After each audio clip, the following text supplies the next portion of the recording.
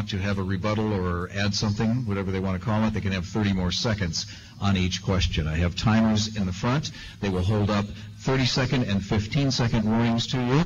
And then when you get over the time, you're going to see a sign that will stay up there that says wrap. So everyone will know that you've run over. It won't be a fist like this. It'll be actually a sign. All right. Don't want to confuse anybody about a protest or anything up here. So we flipped a coin before we started here today, and Pam Gulleson won the toss. So she elected to go first in the opening statement, which means she'll go second in the closing statement no matter where we are in the question rotation. So, Pam Gulleson, 2 minutes. Thank you, Charlie. Thank you so much to the North Dakota Broadcasters Association for hosting us, having us here today. I'm looking forward to a good, spirited debate. This is one of the reasons why I'm running. I think people should be able to hear their representatives, to talk to the candidates, and really hear their views. So I'm greatly appreciated for this opportunity this morning. Obviously, our country is facing some of the greatest challenges in the history of this country. We know that debt, deficits, budgets, lack of jobs, economic development are some of the challenges we're facing. And yet, at the very time when our country needs leadership, people who will come together and work together, we see a Congress that's just completely incapable of working together. They can't come to the table to meet on issues, and they can't come to decisions. They've failed us at a very time we need the most leadership for this country. They've decided to put politics over people, stalemate over solutions, and I think that's just wrong. I think it's time for us to come together as a country, for us to elect leaders who are more interested in really finding solutions to these great challenges. And I think I'm the person for that. That's why I'm running. That's the history of who I am. I'm a person who builds consensus. I work across the aisle. It worked that way as a state legislator, and I'll do it again. We must reduce deficits. We've got to get America back to work. We've got to pass a farm bill, and we've got to pass it now. And again, I think I'm the person for that. My opponent has a very different record. He is part of the more extreme group. He's part of the Tea Party. He's a member of Club for Growth. He's signed the Grover Norquist position. And as a public service commissioner, he has compromised the integrity of the Public Service Commission by accepting donations from the very companies that he regulates. I think we can do better. I think that's the same old politics. I think it's time for a change. I think it's time for someone who will work together across the aisle to bring this country back together. Thank you. Okay. Mr. Cramer, 2 minutes and maybe a few extra seconds. Well, I'm so happy to hear my opponent say she's an independent voice as opposed to a partisan in those last few statements. Thank you, North Dakota Broadcasters Association, for this opportunity to come together to debate. As you know, I put out the challenge to have 10 or 12 debates. Debates are very important to me. In fact, in the last campaign, while I was the incumbent seeking re-election, I accepted 9 of them against my challenger. Not because it's good strategically for me, but because it's good for democracy and good for the people that are choosing who they want to represent them. Charlie, thank you for contributing your enormous gifts to this. The last time Charlie and I were at a debate together, we debated each other in front of a class at NDSU, as I recall. And so it's good to be with you. And Pam, thank you as well, not only for making yourself available for public office and putting yourself through this very rigorous test, but also for agreeing to so many debates. I greatly appreciate it. It's good for all of us. And thank you to my wife, Chris, who joins us today as well. One of the great things about public life in North Dakota is the public. We are nothing if not accessible in North Dakota to our public officials. It's a great blessing not only for the voter, but for the public official. One of the things I'm most pleased with in public life is that in my business cards, on my business cards at the Public Service Commission, which I've handed out thousands of to North Dakotans, I list my direct phone number. I doubt many elected officials, perhaps none others, do that. It's important to me. It's been an interesting couple of years in my life. Chris and I, a couple of years ago, adopted a little boy. 7 weeks ago, we became grandparents. The future of this country is very personal and very important to us. Debt, the economy, putting America back to work. It is my job, and I'm very proud of my work in the Public Service Commission. I'm proud that because of my relationships with industry, we have the lowest electricity rates in the nation, the lowest gas rates in the nation, the cleanest air in the nation. The economy today is the envy of the nation. We can do that for America before the Democrats do to North Dakota what they've done to America. Thank you. Okay, first question. Mr. Cramer, you will get the first shot at the first question. Minute 30 again. Each of you will get it, and then possibly a 30-second rebuttal if you want. You both brought up the budget in some way or another. Seems to be a difficult thing for Congress to get a budget done. We talked this morning about how the Senate hasn't actually passed a budget for 3 years. In the meantime, we're facing what they call sequestration, which means there are going to be $1.2 trillion worth of cuts because the super committee couldn't get its act together. There will be $1.2 trillion in cuts across the board starting, I believe, January 13th, unless something happens. So let's talk about that. And that, by the way, that's coming up pretty quick. It'll be like 2 months and 7 days after Election Day. So, assuming sequestration is repealed, how would you go about compromising on the budget? Specifically, what levels of taxation increase and spending cuts would you be willing to compromise on?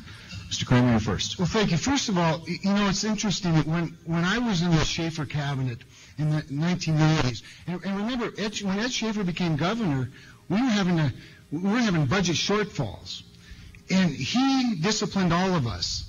When we presented a budget, we were to present a budget less than the previous one. That discipline doesn't exist today. The reason we're facing sequestration is because the Senate, not the Republican-controlled House, the Democrat-controlled Senate, fails to pass a budget. They love these continuing resolutions because they build on an inflated budget already. What can we do? Well, I think we ought to instill the same discipline. First of all, we ought to roll the budget back to pre-TARP, pre-Obamacare, pre-stimulus, pre-bailouts. That's a false floor. That's not reality. Let's get back to that. And then let's discipline these agencies that come in with budget cuts that are actually the same or less than the previous ones. That's not to say they're all going to live with them, but they have to force themselves, the bureaucracy, into some level of discipline, like we did during the Schaefer years. I submitted 4 biennial budgets as an agency head. All 4 were less than the previous one. And look what we've done. We've built a government and a response that has enabled the private sector to invest mightily, creating, again, an economy that is the envy of the world. And you know what? The sacrifice in the early years has paid off because we've sent clear signals into the marketplace that North Dakota is the place to do business, and we've not only grown our economy, but we've been able to fund the priorities of government. We can do the same at the federal level. Okay. Ms. Gulleson, minute 30. As a state legislator, I was part of balancing the budget every session that I served. That was 8 sessions. And that's what we do in North Dakota. It is state law, but it's also the way we would conduct business. And that's what Congress needs to be back to. There should be a budget every year. There should be a budget presented to Congress. I think that that's the first requirement that we have to have. And every agency does need to require. We're looking at deficits now. They've doubled over the last 10 years. They're set to double again in the next 10 years. That's unacceptable. We can't continue to do business that way. And it affects our economy. The very lifeblood of economy, of course, is confidence, is knowing that you're producing jobs, that you're creating opportunities. And one of the things we've got to do is to be able to get our own fiscal house in order. The fact that we are at the sequestration point right now is really unacceptable. It tells you everything about what's wrong with Congress. There was a number of commissions put together to help identify and address necessary cuts to get this country back on track, and everything fell apart. Key leaders, including Paul Ryan, walked away from those discussions. That's unacceptable. We elect leaders to step up, to serve the people, to put America first, to put this country before politics, and have the very people who are negotiating on these budget agreements step away from the table. That's wrong. We need to get back to it. We absolutely need to find a way to get our budgets back and balance, start reducing this debt, and get our country back in order. Mr. Cramer, 30 seconds. You asked about tax policy, and one of the things that I agree with is that the investment community, and by the way, I believe there are trillions of dollars sitting on the sidelines ready to invest in certainty, and we can provide regulatory certainty in lots of areas, including a tax. It's not right that not everybody pays their fair share. And I propose a flatter tax that sends a certainty into the marketplace, that reduces the cost of compliance, that does not punish success, nor does it reward sloth. We can do much better, and we can unleash the American spirit again with good regulatory and tax policy.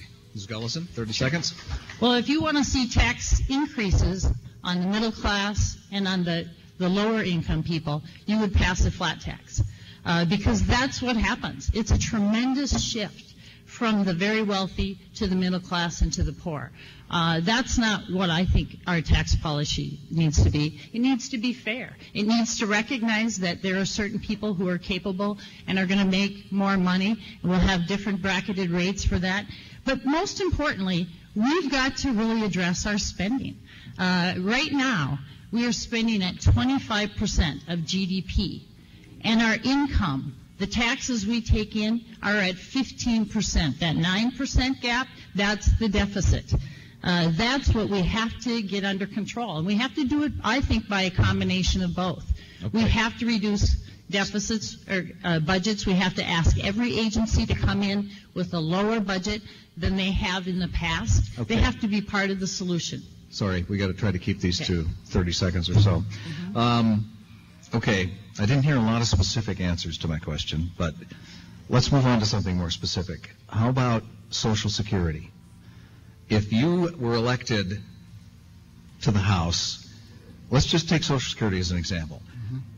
How would you fix that so it could be viable for the next 30, 40, 50 years or so? Let's just pick that one thing and see how you could fix that. How would you suggest fixing that as a standalone by itself?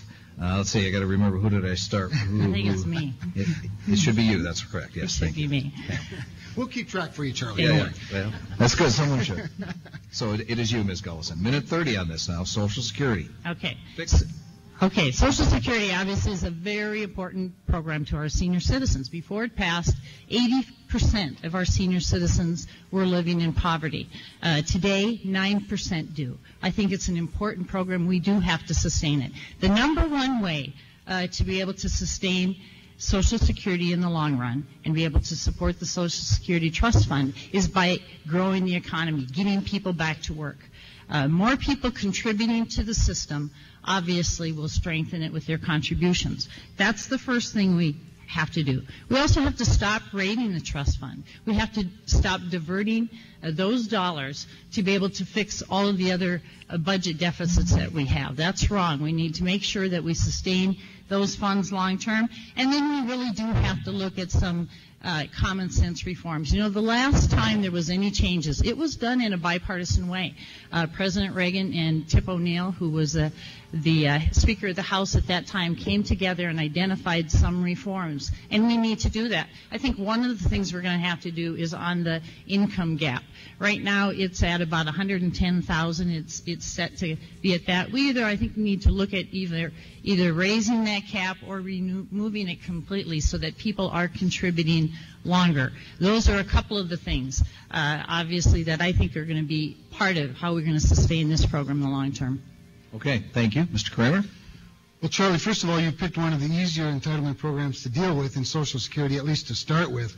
But at the same time, there are a lot of people, that don't want to admit that Social Security has a problem. And to them, I always say, if Social Security is so fine, why did Barack Obama threaten to not pay out Social Security benefits unless Congress raised the debt ceiling and agreed to borrow more money on the backs of future generations? The reality is that we do have to set that trust fund aside. On paper, there's about $2.5 trillion in it. In reality, we have a $16 trillion debt. So there's no money in it unless we borrow it. Now, Social Security's insolvency is a little further off than Medicare's is, but I think we can do a couple of things specifically. One is let's acknowledge the fact that we live longer than we used to. We live longer. People live longer than they did when Social Security was first founded. So we can raise the age a little bit, but first of all, let's draw a line. We're not going to impact it at all for people 55 or older. Maybe it's 50, maybe it's 52. Let's pick a number that bipartisan people can agree on, that statesmen can agree on, and make sure that seniors do not have to be scared, or soon-to-be seniors don't have to be worried about it. Let's not play the generational warfare. And then let's deal with some options lower, like raising the age. Maybe we can raise it up to a year if we do it slowly, 1 year at a time for a year until it's another year older. And then I think we need some form of means testing. I think we can slow the growth of the benefits to people who make more than a certain amount of money. There are a lot of people that don't rely on Social Security for their retirement, and perhaps they could sacrifice a little bit. Okay, 30 seconds, Ms. Gulleson, 30 seconds. Well, I don't support means testing. I don't think that that's where we need to start. And I really don't support the privatization of Social Security. And I know my opponent has in the past. In 2004, he was part of the group with, at that time, President Bush that was supporting privatization. I think that's too risky. I think that's not the direction that we need to go. It has been such an important program long term. We can solve these. And I do agree with my opponent on the fact that we're going to have to come together and identify a couple of those areas, and I suggested, of course, the income cap, but there's other ways I think that we can support and sustain this. 30 more seconds. Well, with regard to the privatization question, I think when we get below a certain age for future generations, that it's worth having a discussion about parts of some sort of a premium support or something that provides some competition, provides more freedom to younger people. I'm not putting anything in stone, but I also don't want to take anything off of the table for future generations because the world is changing. And by the way, with regard to risky investment, do I need to remind you all, we have a $16 trillion federal debt. I'm not sure that's such a great investment either. So I'd like to, thank you. Just one quick question for each of you on this. I can't remember which one of you referred to Social Security as an entitlement. Is it really an entitlement? Because it's supposed to be self-sustaining, right? Don't we all pay into it? Is it an entitlement? You want to? Well, I'll take it. If you want, I can answer it first. I don't know. I'd like each just to answer that question quickly. I think it's a great question, and I don't know that I refer to it as entitlement is commonly referred to as an entitlement. What I believe it is I believe it's a tax for the most part, and then if it's an entitlement, then Pam is right. There shouldn't be no testing. But if you understand that it is a tax, it's called a tax. It's called FICA. It is. You pay it in as a tax, and then the benefits are something we've come to expect it to be our own private savings account or a retirement account. I think we're pretty clear it's not that. It's probably somewhere in between, Charlie. But what we need to make sure we do is that the people who have paid into it and expect it, we ought not to pull the rug out from under them for it. So to that degree, yeah, I think people have an expectation that it should be there for them. Ms. Gulleson? Yeah, I don't call it an entitlement. I don't believe it is. It's something that we set up as an opportunity for senior citizens to contribute to their retirement long term, and it has worked. If you look at that economic security that has provided senior citizens, it's been a very effective program, and we can come together. We've solved some of the biggest challenges in this world. I think we can solve this one. Okay. Anybody want to say any more about that issue? Okay. Thank you. Thank you for your quick answer on that. Okay, so we'll go back. I threw that one in the middle, so it wasn't really a full question, so I'm going to give Kevin the first shot at this one, too. Presidents, presidential candidates, politicians of all stripes and levels like to talk about job creation.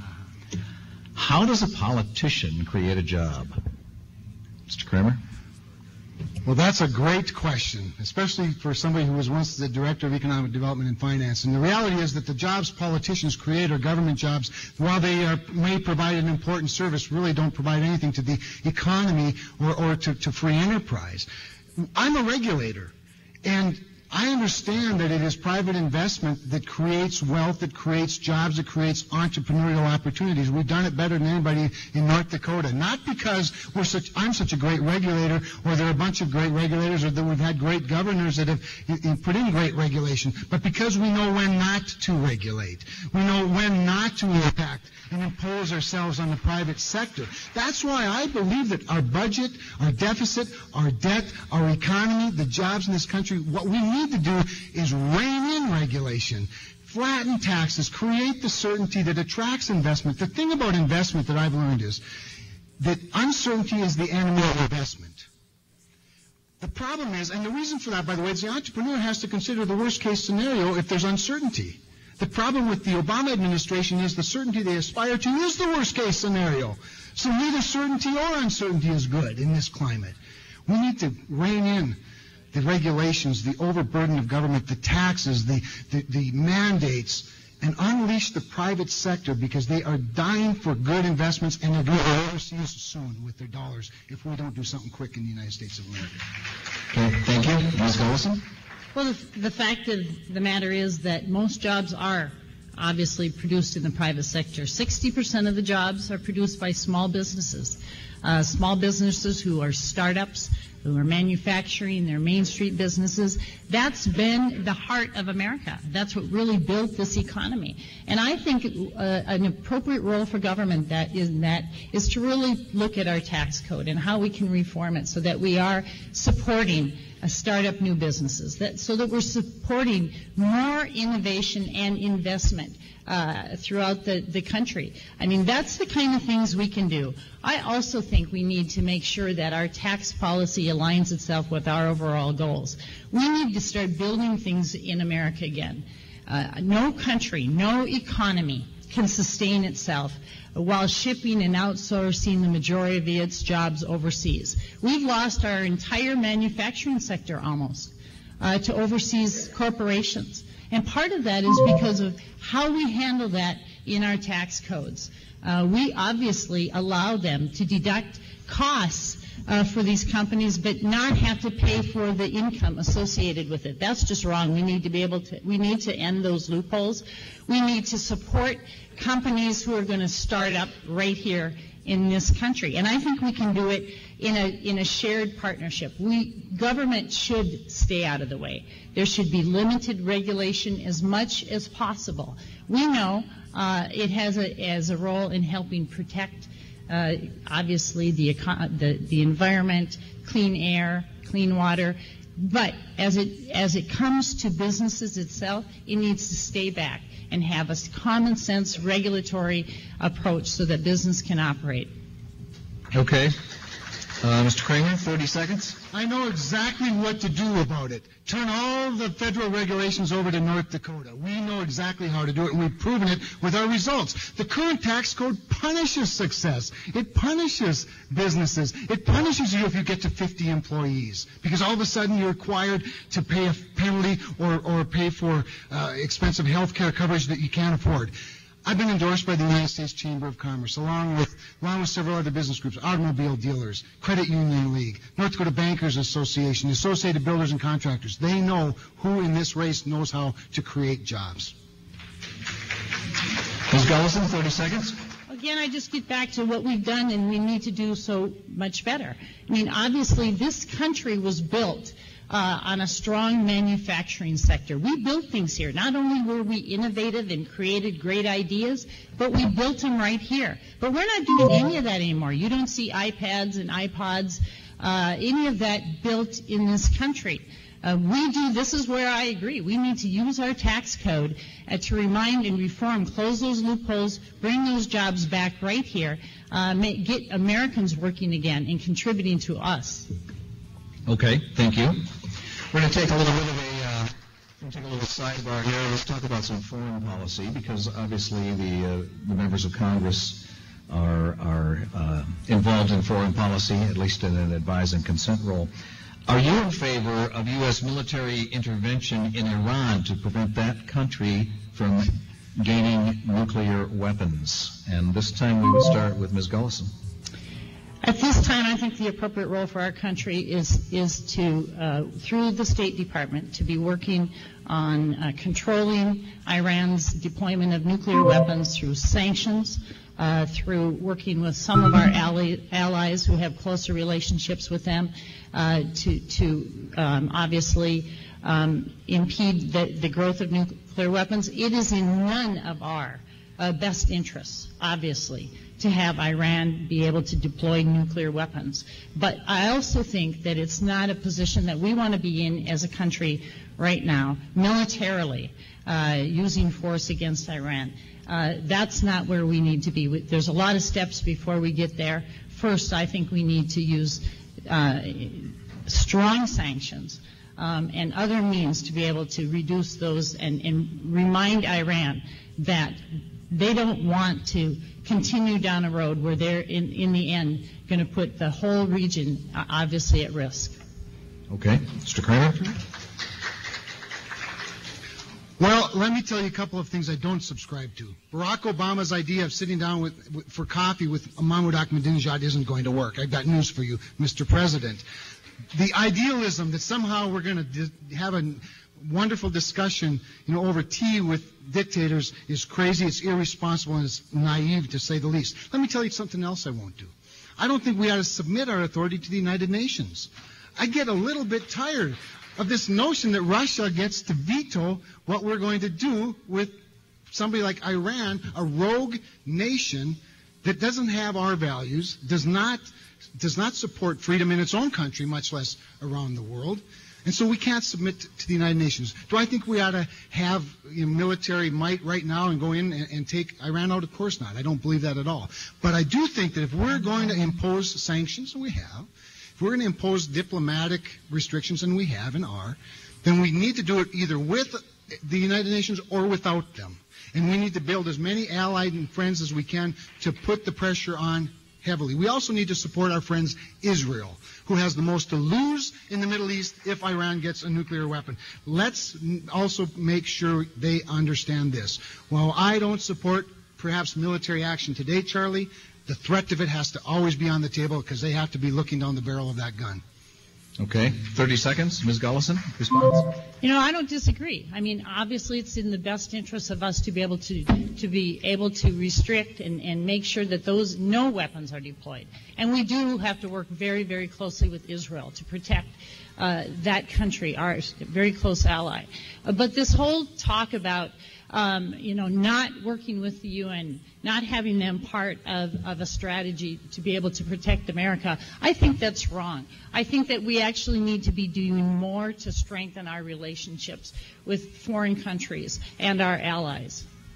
Mr. Cramer, 30 more seconds. Well, it won't take 30 seconds. I agree. We need to strengthen our relationship with our allies. The problem is the United Nations has a whole bunch of people that aren't our allies, not in the cause of freedom, certainly not in the Middle East. And so we need to know who our friends are for sure. Here's a related question then, and for this, Mr. Cramer, you'll go first. How do you feel about the president's power to wage war? Should the president be able to take military action, for instance, against Iran without a vote in the Congress? Well, first of all, the War Powers Act, which has been declared by several presidents to be unconstitutional, including Ronald Reagan, Jimmy Carter, and Barack Obama, because they've all violated it by waging some sort of military action without the consultation or the approval of Congress. The way the War Powers Act is, however, I think makes sense, whether it's constitutional or not constitutional. If there's an emergency, the president ought to be able to strike at any time without coming to Congress for approval, but he certainly should inform them. Then they have 60 days to either get that approval from Congress or disapproval, which in the case of the three presidents I just named, all got disapproval. And then you have 30 days to withdraw. I think Congress has to be part of military action. They have to be consulted, and they ought to have approval, at least to remain in the long run. Because at the end of the day, it shouldn't be left up to just one person. It's too big a decision. But we also ought to listen to the military personnel and experts and the generals in any battlefield before we make rash decisions regarding peace or war, to say the least. But absolutely, Congress ought to be consulted, and ultimately they ought to have a lot to say about it. Okay, thank you. Ms. Gulleson? I think going into any military conflict, wherever it is in the world, is such an incredibly big decision, important decision, that it needs to be made with at least the leaders of Congress. I don't support a president working outside of them, unless, as you said, it's in an extreme circumstance, and then it should be very, very limited. But I think it's obviously important that you have a consensus, that we bring people together. It is is an incredible big decision. It means not only the need for all of the resources to support it, but we're talking to putting our men and women at harm's way. And so that's a big decision that needs to be shared with our congressional leaders, and I don't think it should be placed in the hands of the president solely. Okay, you want 30 more seconds on that? I think Pam has summed it up rather nicely, and I think I would agree. Okay. All right. Let's turn our attention to energy, since we have some of it here in North Dakota. Back in 2008, we asked the same question of the Senate candidates today. The Republican vice presidential candidate liked to include in all of her speeches "drill, baby, drill" as basically an energy policy. It seems like that's kind of become the case here in North Dakota, even though she got some pushback on it at the time. Is that the strategy? Is that strategy correct for North Dakota and the nation? Should we be drilling whenever possible? Go ahead. This would be Pam. You get to go first. I think our country needs to be focusing on producing more domestic energy overall. I think that does include more drilling of oil strategically. I think it does obviously include supporting our coal industry here in North Dakota. And I think we need to look at all of expanding into wind and renewables. I mean, those are obviously parts of the energy grid that we produce very, very well right here in North Dakota, and we need to be doing a lot more of that. Obviously, it lends itself long-term to the energy independence of this country. That's good for us. It's good for us as a nation. It's key in helping keep us independent from those countries that we don't want to be doing business with. It's in our best interest long-term. It also creates tremendous jobs. We see that right here in North Dakota. The jobs in the energy sector are part of what's really chugging this economy along, and they are important. But all of this, of course, has to be also managed well. And I think especially here in North Dakota, part of the lesson for us is that we need to be doing a lot more to be able to position North Dakota's communities so that they can manage all of this. We need more roads. We need more transportation infrastructure. We need more ability to move that oil. And so the pipelines, I think we should be building refinery here. I think we should be looking at adding value to our gas, natural gas, by adding additional plants that can produce fertilizers. That's a great way of adding value to all of this, more jobs, keeping them right here. But yes, I think I support that, and I think we need to be doing, as a nation, as a country, a lot more to support overall increase in domestic energy production. Okay, Mr. Cramer. Well, that's very encouraging. Last week at a Public Service Commission meeting, I announced the fourth 100 million cubic feet per day natural gas processing facility built by ONEOK in the state. And the Democrat Party put out a tweet attaching the tweet to an AP story about this wonderful new expansion of natural gas processing in our state with a criticism of me at linked to the business. When I looked at it, I think, was this my campaign or their campaign that did that? When I was Economic Development Director, the gross state product in North Dakota was $13 billion. Today I have $23 billion worth of energy infrastructure on my desk that I have direct jurisdiction over. Drill, baby, drill it's a fun catchphrase, but it's a little extreme. One of the great things about North Dakota is while we're the second leading producer of oil in the country, one of the leading producers of natural gas, the leading producer of lignite, the sixth leading exporter of electricity generated by burning lignite, we're one of 10 states, one of only 4 states that generate more than 10% of our electricity, this coal state that generates more than 10% of its electricity with renewables. And you know what else, ladies and gentlemen? We are one of 8 states that meet all ambient air quality standards as prescribed by the EPA, who thinks they can do it better than we can. One of 8. A leading energy producer and exporter, one of 8. I was part of the Public Service Commission and carried the portfolio that cited the first Keystone Pipeline. What took us a few months seems to be taking decades under Democrat administration. We cannot let Nancy Pelosi become Speaker of the House and Henry Waxman Chairman of the Energy and Commerce Committee again. We've got to get more energy developed domestically. Ms. Gulleson, 30 seconds on that. More? Well, I agree. I mean, I think that our role needs to be just to support more domestic energy production.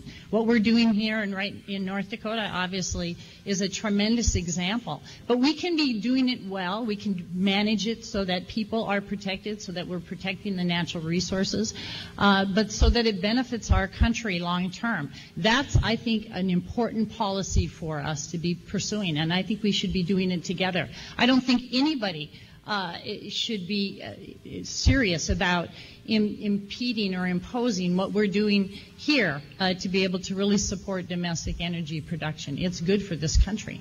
30 seconds more, Mr. Cramer. And yet impeding fossil fuel development in the United States of America is part of Barack Obama's second-term high priority. He just said it the other day. That's exactly what he wants to do. Can you imagine Nancy Pelosi federalizing fracking, what that would do to domestic energy development? Let's turn regulation back to the states where it belongs in the first place, including over federal lands.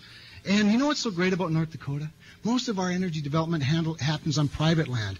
And as a regulator, I see that wonderful natural relationship between the energy developer, that is to say the corporate citizen and the local citizen. And I always tell the corporations, you have a lot more to fear from the guy that owns this land than you do from an EPA or Public Service Commission regulator. Okay, let's. You brought up fracking. Let's talk about that a little bit. Mr. Cramer, you're first. Are you committed to the continued use of fracking to get the oil out of the ground, both in North Dakota and in other states all around the nation? Well, I think every state ought to have its say about this, Charlie. I don't want to see it federalized. We're blessed in North Dakota. Our oil is 2 miles under the ground. It's almost 2 miles under the closest aquifer. And then, they drill another 2 miles out. So the reality is that fracking is not going to impact the water supply in North Dakota. Our geography and geology might be different than other places, but I think states are capable of handling that issue based on their knowledge of where they live. I'm committed to it, and to this point, by the way, the idea that fracking is some sort of new technology, of course, isn't true either. They've been fracking for 50 or 60 years in this country. New technologies, more advanced technologies, to be sure. But in all of those decades of fracking for natural gas and oil, there's never been a single incident where groundwater was negatively affected by fracking. So we got to avoid the extremes and avoid these outrageous sort of statements that are just, kind of designed to create fear, and face the reality and be supportive of fracking and make it a state regulatory issue, not a federal issue, which is what Barack Obama wants to do. Ms. Gulleson? Well, I know this. Secretary Salazar was in our state a few months ago in April, and he came here basically to say that he supports what we're doing here, that he supports the fracking that is occurring here in the state of North Dakota, and he deems it safe, and he understands that it's good for our state, obviously, to be able to drill down and be able to reach those deep, deep seams of oil. I agree that I think that the oversight of fracking should be here with our state health department, but I do think that it's incumbent upon the companies to be able to disclose what is the chemical that's in that compounds, and it should be part of the record. It can be part of the permitting process. I'm not saying it has to be part of the public record, but it is important that we know long-term what's being put down into our earth here in North Dakota, and so we know that our water is protected. I think that's fair. That's a responsible approach to this. It keeps it right here in North Dakota. It keeps the administrative oversight here with our state health department, and it allows our local communities, our cities, our counties, our local residents to know exactly what is being put into their ground long term. Do you want 30 seconds more on fracking? Sure, I do. Okay. On development in general, in 1997, Basin Electric came to the North Dakota legislature and asked for a 10-year property tax exemption on pipelines that would take CO2 to the oil fields for enhanced oil recovery. That bill got 46 votes in the Senate, passed 46-0. It passed 92-1 in the North Dakota House of Representatives. The one vote is my opponent. Who do you trust to make sure that we have free market, freedom, energy development, and oil development in North Dakota? I think we should know. Ms. Gulleson, 30 more seconds. Well, that's just wrong. That's not my record. I've been very, very supportive of North Dakota's coal industry. I've been very, very supportive of sequestration. I think it's an important component added to the process that's added value to this company long term. And that's just not my record. Okay, we'll check that out on our iPhones. We'll see who's right about that. Okay. Tax breaks for the wind energy sector are set to expire at the end of the year, and so all that uncertainty swirling around those is having an impact on the wind turbine business right here in North Dakota. So are you, Ms. Gulleson, you get to go first, by the way. Are you in favor of reenacting those tax credits for wind energy? I am. I support the extension of the production tax credit. I think it's very important to the long-term sustainability of this industry, and obviously contributes to our overall energy use in this country. But it's been an incredibly important market for North Dakota. It's created a lot of jobs. We have a considerable amount of wind turbine, not only the construction of them in our plants in Grand Forks and Fargo, those are direct jobs, but obviously the ability to produce that wind here. I think, like every other area of energy, there's been long-term tax credits for our oil companies. They're there, they stay there with certainty. And so that sector, the oil companies know what they have to be able to use long-term. I think we should be doing the same. For wind energy, for renewables overall. We should give them a sense of certainty so that they know from year to year to year that they're be able to produce the towers and all of the components, be able to make the decisions about putting new wind farms online. That's what we can be doing. I think it needs to be part of our overall energy policy for this country. Mr. Cramer, minute 30. Well, let me just say I'm ready to make tough decisions. I've supported the production tax credit in the past. I didn't like that it was a year-to-year tax credit that had to be renewed every December. I saw the impact of that with these rush and hurry-up, approvals that were required to meet the deadline. Finally, 5 years ago, they passed a 5-year production tax credit with the idea that it would be phased out eventually. As Ronald Reagan said, the closest thing to eternal life on this earth is a government program. The reality is we've built 1,500 megawatts of wind in North Dakota because of the production tax credit and other things, and we've seen some advances in the technology. But ladies and gentlemen, let me say it again, we have a $16 trillion debt. It is time to stop it. I don't support the extension of the production tax credit at the end of this year, and I know there are a lot of North Dakotans that disagree with me, but we have a $16 trillion debt that we have to get a handle on, and we have to do our part too. And as we'll see if the market supports this wind energy. And by the way, a tax credit is not the same thing as a tax deduction. This 2.2 cents a kilowatt hour that the federal taxpayer pays right to the companies, is not the same as being able to deduct your expenses for doing business. It's a subsidy versus an incentive, a deduction that's actually lessens the burden and allows you to keep more of your capital. So we don't have a mandate in North Dakota.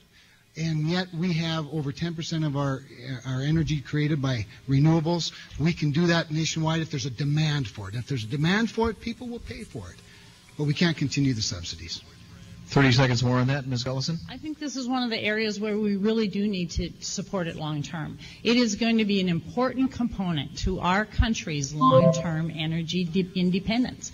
And we've obviously started an industry that is doing very, very well. This whole fits and starts, starting up with a year and 2 years and 5 years of tax credits and then ending it. That's not what we do for a lot of the other areas of energy. We give them long-term predictability, and we make sure that they have some certainty so that they can make business decisions that support that. We need to be doing the same, I think, for our wind industry. 30 more seconds. That I agree with. Everybody ought to be treated exactly the same deductions and the same benefits, but not extra benefits or deductions. In early stages of technology development, perhaps. But if it's doing so well, this industry, why can't it do well without a subsidy? And by the way, we have an 800-year supply of lignite coal under the ground in North Dakota at today's technology. It's a long time, 800 years. We can generate a lot of electricity, not to mention the vast gas supplies that are now available in this country to further enhance our energy independence.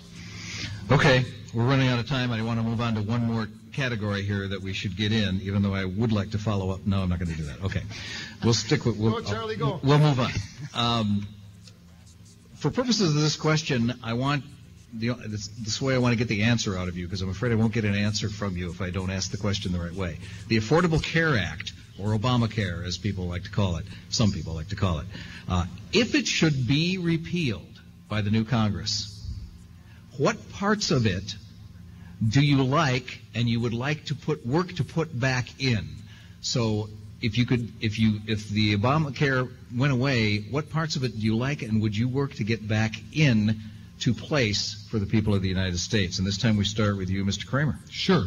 Well, one of the things that we have to ensure, and by the way, I support the repeal and the replacement of Obamacare, lest there be any question about that, but is the Medicare reimbursement rates. That's a matter of fundamental fairness. Frankly, I find it somewhat offensive that we call it an amendment, this frontier amendment. I understand what an amendment is in Congress, but fundamental fairness shouldn't require an amendment. You ought to get paid the same for the good work you do on behalf of the citizens you support, wherever they live. A doctor is a doctor and has tremendous expenses in getting to become a doctor. I like, frankly, one of the things, and this is an area where I differ a little bit perhaps from some of my conservative friends, but I like the higher age of being able to remain on your parents' program, because part of an insurance policy and part of young people, of course, young people of that age from 21 to 26, as you know, they never get sick and they never get hurt. The reality is that they don't think they do, but it is a pretty good time in their life when we can probably afford that, and probably in today's society and economy, we can do that. We ought to do for the country in the Affordable Care Act in health care what we do here in North Dakota.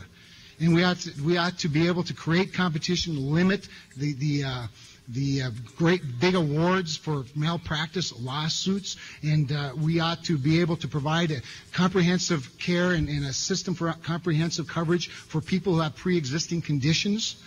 But we can't punish the system to do it. We can deal with those things separately, but we have to first repeal this offensive mandate, this now tax, and replace it with something better. Okay, Ms. Gulleson, minute 30 on that. Well, I would retain the Frontier Amendment. I think it's critically important for North Dakota hospitals, $650 million to be able to help cover additional costs for Medicare reimbursement. That has been a long fought-after amendment. It was finally included in the American Health Care Act.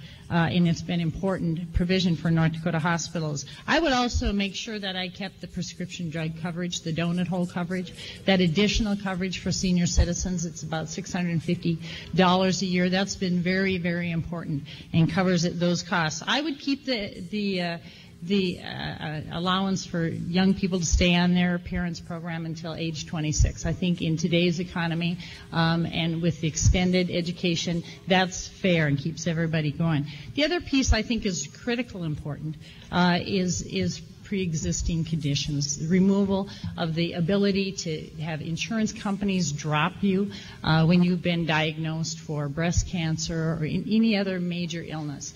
That's just wrong, and obviously part of what this bill has it is an important provision to make sure that you can't get dropped from your health insurance.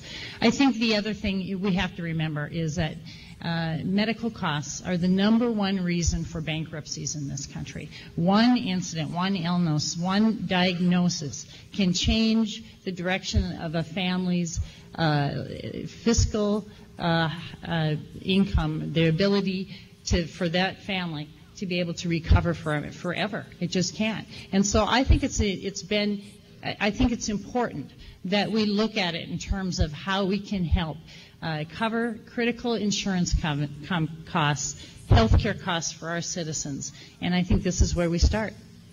30 seconds more. Mr. Cramer? Well, another bill that my opponent supported in the legislature voted for was a $2 billion single-payer system right here in North Dakota. I do not support Obamacare.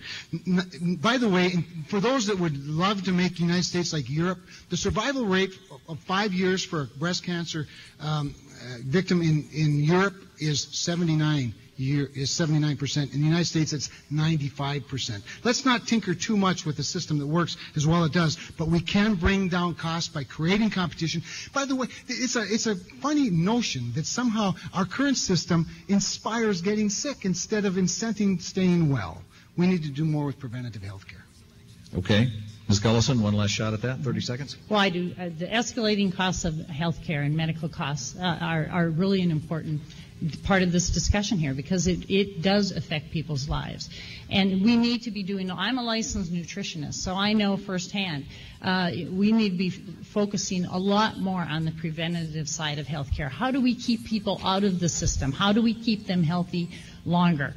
That is an important part of this that I don't think that this bill does nearly enough on. Okay. Thank you for participating in our question and answer period. Now it's time for 2-minute closing statements. And in this case, for the close, because of the way the coin toss came out, Mr. Cramer goes first and Ms. Gulleson goes second. So 2 minutes. Thanks, Charlie. Thanks again for lending your talents to this. Again, Pam, thank you for the opportunity and for being part of this. She's been I think both of us are committed to being accessible. Like I say, it's the best part of public life in North Dakota is access to the public and the public's access to us. It's important that we have these debates. We're seeking a job. Attending the job interview is an important part of that.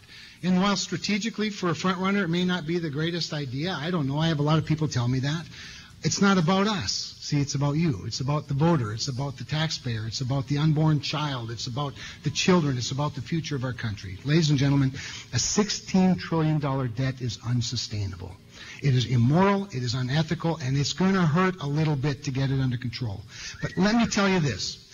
I have great faith in the entrepreneurial spirit of this country. I have great optimism about the unleashing of job creation in this country. We talk about manufacturing. You know what state has grown its manufacturing base for the last 20 years? North Dakota. We have, guys, there are tremendous advantages to being a North Dakotan. It's good to be us. That's my motto.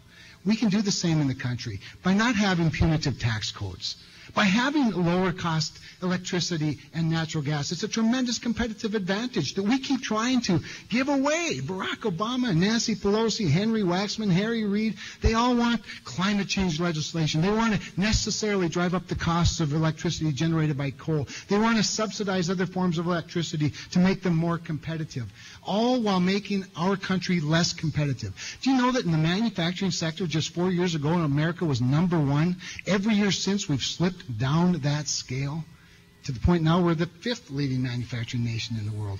We can do better, but not by government imposition and intrusion, but rather by restraint by our government and trusting free people, making things that other free people want and are willing to pay for. Thank you for the opportunity. God bless you all, and God bless North Dakota. Thank you, Mr. Cramer.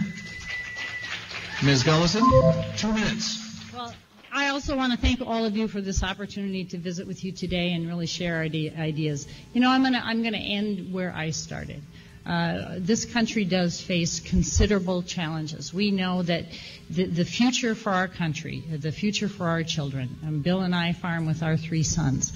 We're so blessed and fortunate to have them back farming with us. But we saw just months ago where the Farm Bill passed the Senate in a bipartisan way, led by our own 2 senators, Senators Conrad and Hoeven. They were able to get it passed. It got over to the House. It passed out of the House Agriculture Committee, and then it was derailed completely. The House leadership had no ability to move it forward. It was the extreme groups, the Club for Growth, Freedom Works, who've declared that their #1 priority is to defeat the federal farm bill, a farm bill that is so incredibly important to North Dakota.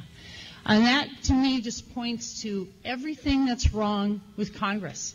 We ought to have the ability to move important policy legislation forward and have it passed out of both sides of the House and Senate, come together in a conference committee, and get to the point where we can pass important legislation for this country. That's what we need to be doing a lot more of. And I think what we saw happen with regards to the passage of the Senate Farm Bill is what we need to see happen with across the board, with every agency and every budget. Every one of them should be asked to come up with a reduced budget that's accountable, that's more affordable, that finds and identifies key cuts. That Farm Bill is about 10%, and we need to do that across the board. And then we need a House that will work with the Senate. We need to stop the politics, the political stalemates and get on to moving policy forward that supports and strengthens America. And that's why I'm running. Thank you so very much. All right. Thank you very much to our candidates. Thank you for attending. We're going to have lunch here at the North Dakota Broadcasters Association, and then if you folks are interested, come on back at 2 o'clock. We're going to have a debate between Governor Jack Dalrymple and his challenger, State Senator Ryan Taylor. That'll be at 2 o'clock sharp. Thank you.